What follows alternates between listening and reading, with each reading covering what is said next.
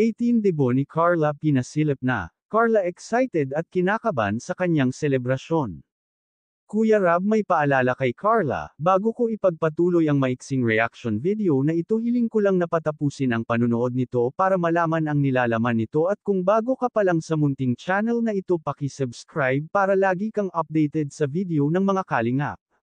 At pakisuportahan natin ang ama ng kalingap na si Val Santos Matubang, Ate Edna Vlog at si Kalingap Rob. Isang mapagpalang araw sa inyong lahat mga kalingap, at shout out nga pala sa patuloy na sumusuporta sa aking YouTube channel, lalong-lalo na sa mga viewers natin na walang sawang nanonood at sumusuporta. Salamat.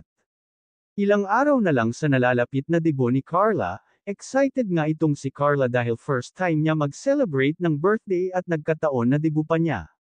Napakaswerte ng pagdebo ni Carla dahil bongga ang kanyang selebrasyon. Panigurado maraming ng viewers ang nag-aabang sa papalapit ng debo ni Carla.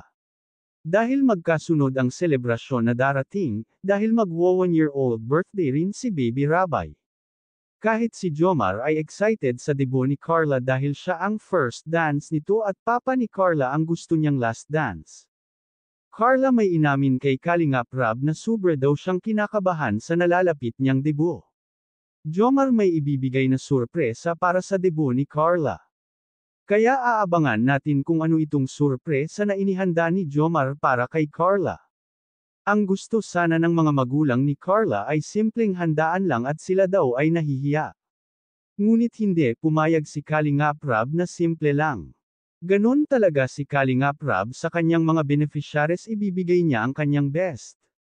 Katulad na lang ng birthday ni Erica, hindi akalain ni Erica na ganun kabongga ang kanyang birthday party at nakatanggap pa ito ng mamahaling regalo mula sa kanyang mga sponsor.